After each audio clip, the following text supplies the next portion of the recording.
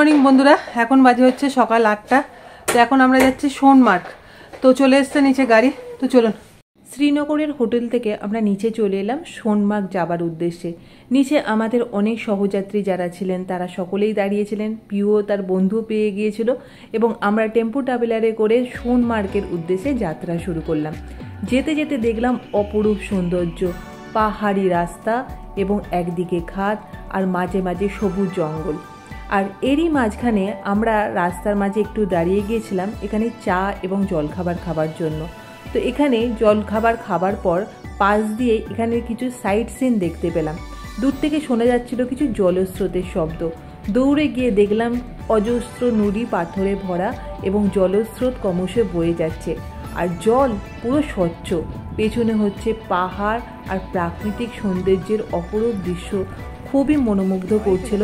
এবং আমাদের সাথে যারা সহযাত্রী ছিলেন তারা অনেকেই এখানে দাঁড়িয়ে ফটোশ্যুট করছিলেন, আমরাও করছিলাম এবং ছোট ছোট বাচ্চারাও এখানে খুব আনন্দ উপভোগ করছিল। আর জলের নিচে যে পাথরগুলো রয়েছে সেগুলোও স্বচ্ছভাবে দেখা যাচ্ছিল। তারপরে আবার আমরা গাড়িতে চড়ে পড়লাম, দিয়ে সোনমার্গের উদ্দেশ্যে যাত্রা শুরু করলাম। তো এইভাবে আমরা প্রাকৃতিক দৃশ্য দেখতে দেখতে এগিয়ে চললাম এবং ক্রমে রাস্তা দিয়ে যেতে যেতে দেখতে পেলাম যে কাশ্মীরের যে বিভিন্ন রকম বাড়ি, সাথে হচ্ছে প্রাকৃতিক সৌন্দর্যের অপরূপ দৃশ্য। দেখুন, একধারে খাদের মধ্যে দিয়ে জলস্রোত বয়ে যাচ্ছে, সবুজ ঘন জঙ্গল, তারই মাঝখানের মধ্যে দিয়ে আমাদের গাড়ি ক্রমশ এগিয়ে চলেছে সোনমার্গের দিকে।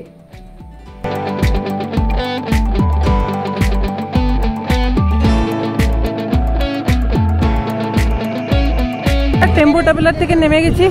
এবার এখানে যে সাইট সিনগুলো আছে সোনমার্গে সেগুলো এবার দেখবো, চলুন। সোনমার্গে পৌঁছে আমরা ঠিক করলাম এখান থেকে আমরা 0 পয়েন্ট দেখতে যাব।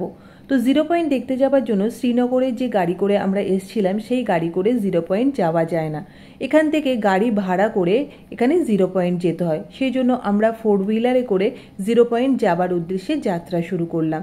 0 পয়েন্ট যাবার সময় যাত্রাপথের অপরূপ সৌন্দর্য চোখে ধরা পড়ছিল। দুদিকে পাহাড় আর রাস্তা ক্রমশই সংকীর্ণ হতে শুরু করছিল, কারণ আমরা পাহাড়ের ওপরে উঠছিলাম। একদিকে ক্রমশ চড়াই ওপরের দিকে উঠছিলাম আর একদিকে হচ্ছে খাদ। আর এই খাদের ধার দিয়েই সরু রাস্তা এগিয়ে চলেছে, পাহাড়ের উপরে আমরা এগিয়ে চলছি। আর এই পাহাড়ের অপরূপ সৌন্দর্য সেটা ভাষায় প্রকাশ করা যাচ্ছিল না, শুধু চোখ মেলে দেখছিলাম এই অপরূপ সৌন্দর্যের দৃশ্য।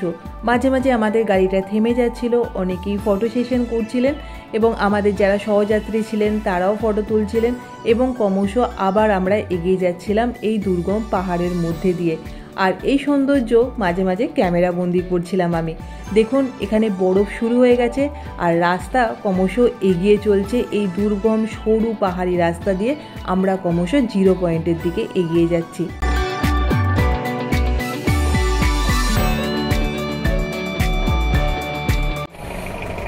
এখান থেকে অমরনাথ যাত্রা স্টার্ট হয়।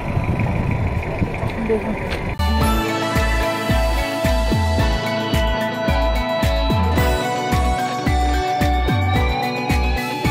তো আমরা জজিলা পাসের মাঝখান দিয়ে যাচ্ছি। তো এই হচ্ছে রাস্তা। তো চলুন দেখাই আপনাদেরকে।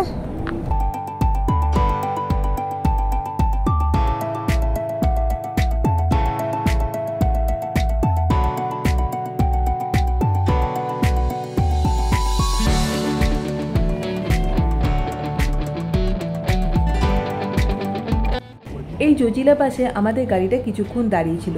তো এখানে অনেকেই ফটো সেশন করছিলেন, তো আমরাও একটু ফটো তুলছিলাম। আর এখানেই যে অপরূপ সৌন্দর্য তা বলা বাহুল্য। মানে আমরা পাহাড়ের অনেক উপরে ছিলাম এবং সেখান থেকে দাঁড়িয়ে নিচে অংশগুলো একদম ছোট ছোট মনে হচ্ছিল আর মাঝে মাঝে একটু ভয়ও লাগছিল। আর এতটাই সরু রাস্তা যে রাস্তার মধ্যে দিয়ে যখন দুটো গাড়ি পাশ দিয়ে যাচ্ছিল তখন মনে একটু ভয় হচ্ছিল। তো গাড়ি আবার চলতে শুরু করলো। তারপর শুরু হলো বরফের রাজ্য। তো বরফের রাজ্য দিয়ে ক্রমশ এগোতে এগোতে মনটা ভরে যাচ্ছিল। ক্রমশ মনে হচ্ছিল আরও কত দূর যাব আর কত বরফ দেখব। তো বন্ধুরা, আজকে এখন চলে এলাম আমরা সোনমার্গের গুমরিতে। তো এখানে চারিদিকে বরফ, খুব ভালো লাগছে আর ঠান্ডা ঠান্ডা, কিন্তু খুব একটা কষ্ট হচ্ছে না। আগের দিন যেমন গুলমার্গে একটু বেশি কষ্ট হচ্ছিল, সেরকম হচ্ছে না।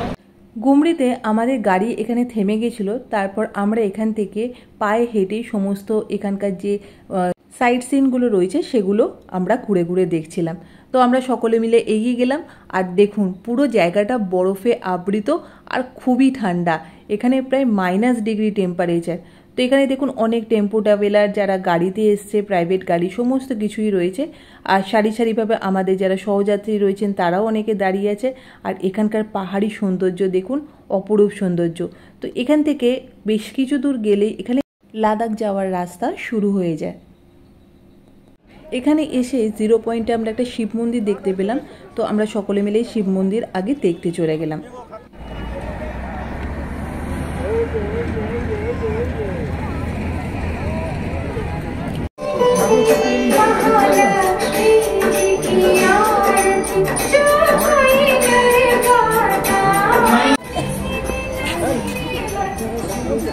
মন্দির ঘোরার পর আমরা বরফ নিয়ে একটু আমি আর পিউ খেলতে শুরু করে দিলাম।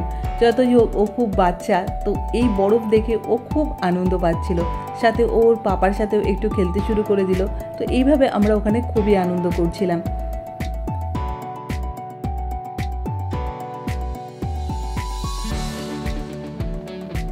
তো বন্ধুরা, আমার সামনে এখানে জজিলা ওয়ার মেমোরিয়াল আছে, চলুন আপনাদের দেখাই।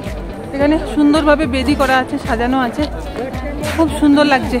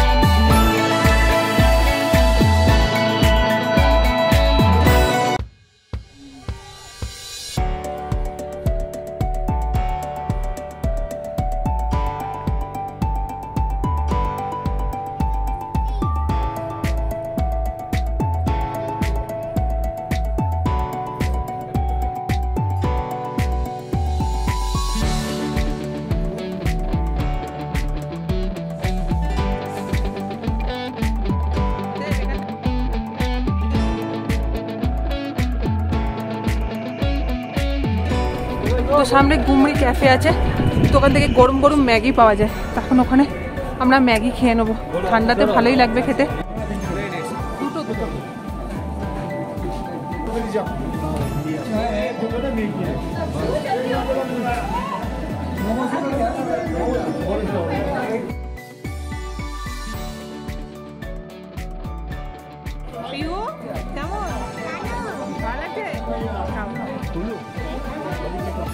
বন্ধুরা, আমরা এখানে গুমরি ক্যাফেতে একটু খাওয়া দাওয়া করে নিলাম, তারপর আবার রেস্ট নিয়ে নিলাম। এখানে ম্যাগিটা খুব অমৃত মনে হচ্ছিল এই ঠান্ডার মধ্যে খেতে। তো আনন্দ করে আমরা খেলাম। তারপর আবার আমাদের টেম্পো ট্রাভেলার আমাদেরকে শ্রীনগরের উদ্দেশ্যে যাত্রা শুরু করলো।